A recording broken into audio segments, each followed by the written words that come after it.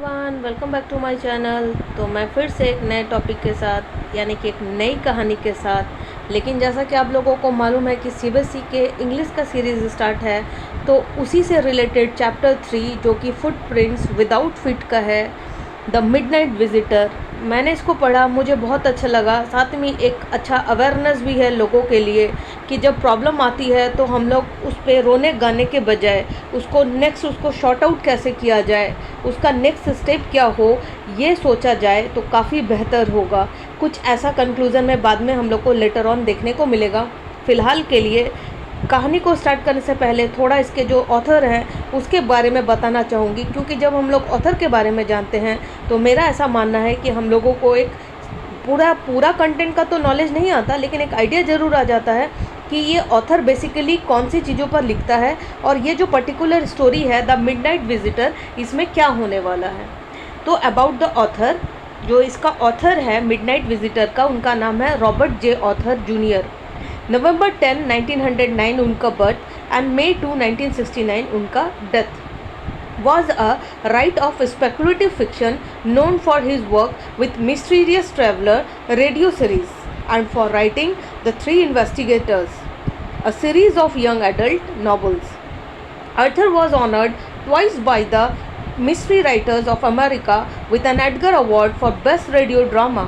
He also wrote a script for television such as Twilight Zone and Alfred Hitchcock TV show, Alfred Hitchcock Present। और ये बताते हैं कि ये जो मिस्टीरियस यानी कि इनका जो मोस्टली फोकस होता है, ये ऐसी कहानियाँ लिखते हैं जो मिस्टीरियस हो, सस्पेंस भरी हो। ये इनको 2 बार अवार्ड भी मिल चुका है इनको मिस्ट्री के बेसिस पे, क्योंकि हम लोगों ने देखा कि इनका जो स्पेशलिटी है वो मिस्टीरियस के ऊपर है, यानी कि ये ऐसे ही सस्पेंस भरे ऐसे स्टोरी को लिखना ज़्यादा पसंद करते हैं, लेकिन स्पेकुलेटिव फिक्शन से भरे होते हैं इनके काम। तो नो डाउट इन्होंने टीवी शो में भी लिखा है, मतलब इनके स्क्रिप्ट्स टीवी में भी टेलीकास्ट होते हैं एज अ सीरियल के रूप में। तो ये था इसका परिचय ऑथर रॉबर्ट जे ऑथर का जूनियर, जो मिडनाइट विजिटर लिखा है जिन्होंने। अब इससे हम लोग को एक आइडिया हो गया कि जो मिडनाइट विजिटर है वो कुछ सस्पेंस थ्रिलर, कुछ मिस्टीरियस से भरी हुई कहानी होगी, इसलिए मैंने पहले ऑथर का परिचय दिया। अब इस पर इसके थीम को थोड़ा सा देखते हैं कि इसका थीम क्या है। तो summary of the midnight visitor is a detective story. कैसी स्टोरी है? एक डिटेक्टिव स्टोरी है and its writer is Robert Arthur, as I told you earlier. This article is about the midnight visitor summary. और ये जो article है ये किसके बारे में है? ये मिडनाइट की समरी के बारे में है। ऑजेबल इज़ अ डिटेक्टिव। जो ऑजेबल है वो एक डिटेक्टिव है। चूँकि जो चैप्टर है वो एक डिटेक्टिव स्टोरी है तो भाई डिटेक्टिव का होना भी लाजमी है। तो यहाँ जो डिटेक्टिव है उनका नाम क्या है? ऑजेबल।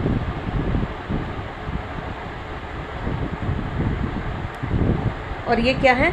डिटेक्टिव है।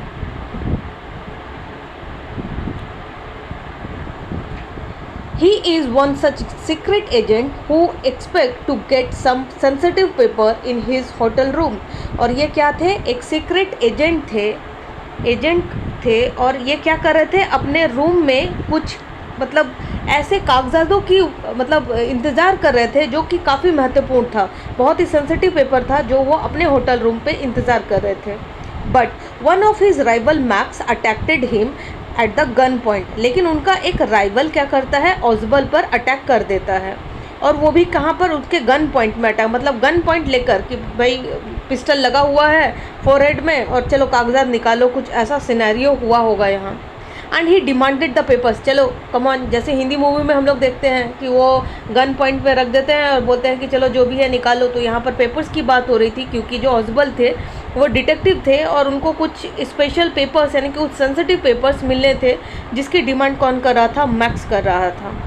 But ऑजेबल showed a remarkable common sense and he came out of this situations. लेकिन इस परिस्थिति में ऑजेबल जब फंसा तो वो डरा नहीं, डरने के बजाय और प्रॉब्लम पर फोकस करने के बजाय उसने प्रॉब्लम के सॉल्यूशन पे फोकस किया और अपने कॉमन सेंस के बदौलत उसने ये सिचुएशन से वो अच्छी तरह से बाहर आया।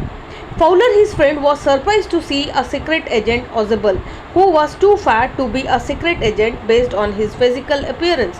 और वो बहुत सरप्राइज था क्योंकि कुछ मोटू सा था, मतलब जनरली जो उनका स्ट्रक्चर होता है सीक्रेट एजेंट का, हम लोगों ने देखा है कि बहुत सूटेड बूटेड स्मार्ट, मतलब चश्मा वश्मा ग्लासेस पहने हुए कुछ ऐसे। लेकिन ये कैसा था, फैटी था और शॉर्ट हाइट का था, तो लग भी नहीं रहा था कि उसके फिजिकल अपीयरेंस ऐसा था कि वो प्रतीत भी नहीं हो रहा था कि वो सीक्रेट एजेंट है करके। For Fowler the situation was scary, लेकिन फॉलर के लिए जो सिचुएशन था, क्योंकि गन पॉइंट में किसी को देख रहा था, तो उसके लिए जो सिचुएशन था वो थोड़ा सा स्केरी था उसके फ्रेंड के लिए जो फॉलर था। But Ozebel, sensing the danger, fabricated a brilliant story about the non-existent balcony on which Max believed. लेकिन ओजेबल क्या करता है, अपने सेंस के थ्रू एक फॉल्स कहानी गढ़ता है। वो बोलता है कि इस खिड़की के बाहर एक बालकनी है जो कि बिल्कुल ही फेक है, यानी कि खिड़की के बाहर कोई बालकनी नहीं है। वो कुछ ऐसी कहानी गढ़ता है कि जो मैक्स है वो ओजेबल की कहानी पर बिलीव करता है और वो ये सोचता है कि खिड़की के बाहर बालकनी है। Ozebel again befooled Max by saying that police were knocking at the door. Max wanted to run away to avoid the police and jump to his death into the virtual balcony.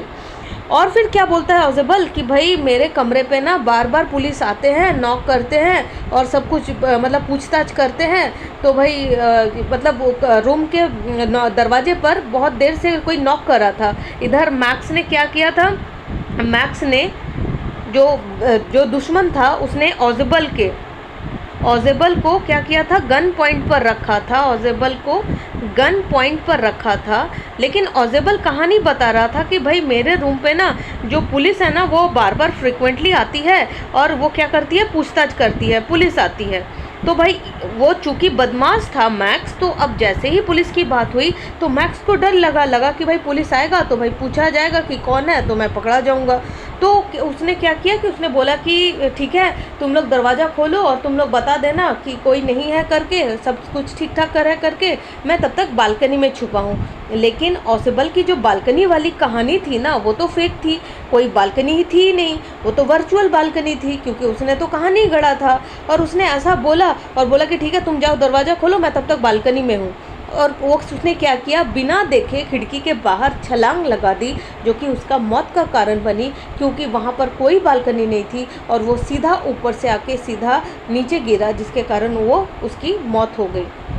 तो अब ये start होता है ये summary कि क्या है क्या नहीं, पूरा स्टोरी। अब तक हम लोग थीम पढ़ के हम लोग को एक अंदाज़ा हो चुका है कि समरी में क्या मिलने वाला हम लोगों को।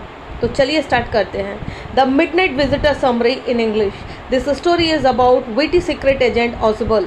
He was with a writer friend Fowler. They planned to spend time in the evening. वो कुछ टाइम स्पेंड करने के लिए दोनों सोचते हैं कि भाई इवनिंग में कुछ टाइम स्पेंड किया जाए। Then Fowler realized that he is exactly the opposite of what he had imagined about him. और फॉलर सोचता है कि भाई मैंने इसके बारे में जो कुछ भी सोचा था कि ये मोटू है, ऐसा है, ये एजेंट है, तो मैंने बिल्कुल ही गलत सोचा था इसके बारे में, ये ऐसा है ही नहीं। Ozebel told Fowler that had been thinking wrong and very soon he would be looking at a very important report which would change the country's future. उसके बाद Ozebel तो उसको बोलता है फॉलर को कि भाई तुम जो भी सोच रहे हो तुम गलत सोच रहे हो, अभी कुछ ही देरी में हम लोगों को एक इम्पॉर्टेंट रिपोर्ट मिलने वाला है जो देश का भविष्य बदलने वाला है। Then both went to his room. और फिर दोनों कहाँ चले जाते हैं, अपने अपने रूम में चले जाते हैं। But when they enter the room, लेकिन जब वो एंटर करते हैं, उस रूम में जाते हैं, another guy Max with a gun was standing in the room. Max बोल के एक इंसान जो अलग इंसान है वो गन लेकर उस रूम में खड़ा था। He asked them to be comfortable until the reports related to missiles arrived. उसने बोला कि भाई तुम लोग बिल्कुल कंफर्टेबल रहो जब तक कि वो रिपोर्ट नहीं आ जाता जो कि मिसाइल से रिलेटेड है, क्योंकि अभी ही ओजेबल ने फॉलर को बोला कि एक खासा रिपोर्ट आने वाला है, वो इम्पॉर्टेंट रिपोर्ट है। और वो रिपोर्ट किसके बारे में था, मिसाइल के बारे में था, जिससे देश का भविष्य बदलने वाला था।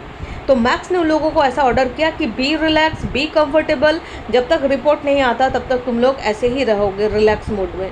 This was really an adventurous experience for the Fowler while meeting with a secret agent. और फॉलर के लिए बिल्कुल भी मतलब उसने सोचा ही नहीं था, अनएक्सपेक्टेबल था, एक बिल्कुल एडवेंचरस एक्सपीरियंस था उसके लिए, मतलब सीक्रेट एजेंट के साथ मीटिंग वगैरह सब कुछ, और ये जो सिनेरियो चल रहा था अभी वो बिल्कुल। Meanwhile, Ozable started with a story about a hypothetical balcony below the window of his room. अब क्या करने लगता है ओसेबल, क्योंकि ओसेबल तो समझ गया था भाई कि अगर रिपोर्ट इसके हाथ लगेगा तो फिर गड़बड़ होगा। तो उसने क्या किया, एक फेक कहानी गढ़ना स्टार्ट किया और एक कहानी बोलना स्टार्ट किया। वो क्या बोल रहा है कि एक हाइपोथेटिकल बालकनी है ठीक विंडो के नीचे, और मतलब कि जो भी कहानी उसको बोलना था वो बोल रहा था। While this talk was going on, और जैसे ही ये जो बातचीत चल रही थी, someone continuously knocking at the door. तो मतलब उसी समय जब ये कहानी बोला जा रहा था मैक्स को, ठीक उसी समय मतलब दरवाजे पर ठक ठक ठक ठक नॉक की आवाज़ आ ही रही थी।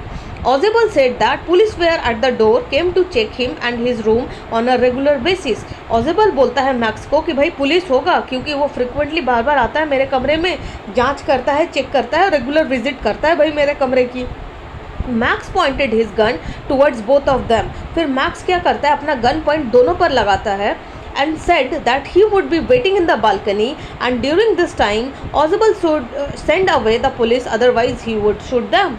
वो बोलता है उन लोगों को कि ठीक है मैं बालकनी में वेट कर रहा हूँ, तुम लोगों ने फटाफट पुलिस को हटाना है कुछ भी बोल के, नहीं तो मैं तुम लोगों को गोली मार दूंगा अगर तुम पुलिस को नहीं भेजते और मेरे बारे में जानकारी देते हो तो।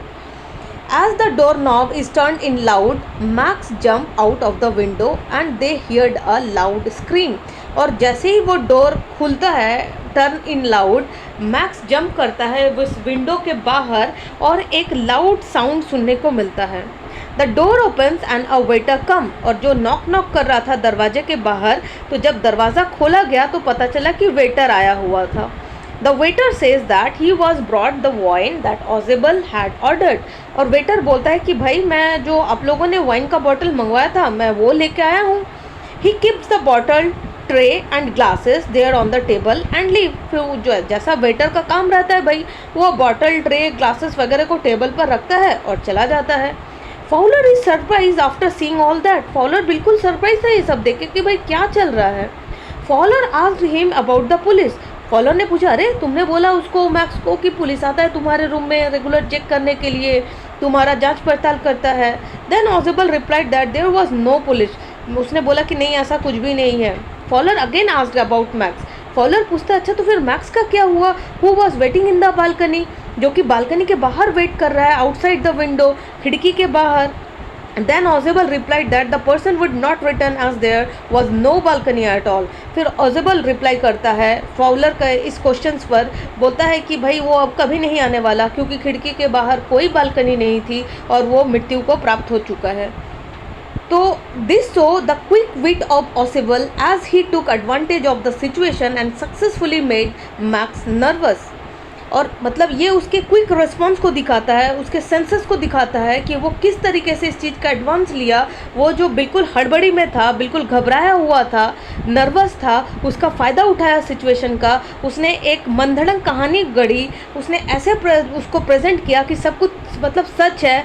खिड़की के बाहर बालकनी है, दरवाजे पर पुलिस आया है जो फ्रिक्वेंटली उसकी जांच करता है। मतलब उसको नर्वस में हम लोग कुछ भी कोई गलत बोलता है ना, हम लोग उसको सही समझ लेते हैं, इसीलिए नर्वस भी नहीं होना चाहिए। यानी कि ऐसा नहीं है कि भाई वो चोर पुलिस का ऐसा हम कुछ सपोर्ट कर रहे हैं, लेकिन हाँ ये भी है कि किसी मोमेंट में अगर कुछ कर रहे हैं तो नर्वस मत हो, क्योंकि जैसे ही हम लोग नर्वस होते हैं, कोई भी इंसान जैसे कि ऑजेबल ने अपने सेंस का इस्तेमाल किया, उसको एक हाइपोथेटिकल स्टोरी बताया और उसके सेंस का फ़ायदा उठाता है और क्या करता है, मैक्स को मृत्यु को प्राप्त करवा देता है।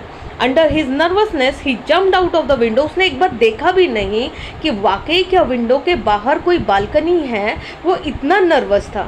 एग्ज़ाम में बच्चे इतना नर्वस हो जाते हैं, इसीलिए मैंने इस कहानी को उठाया था, क्योंकि पता नहीं एग्ज़ाम में बच्चे लोग सब पढ़े जाने के बाद भी वहाँ एग्ज़ामिनेशन हॉल में बैठकर क्यों घबराते हैं।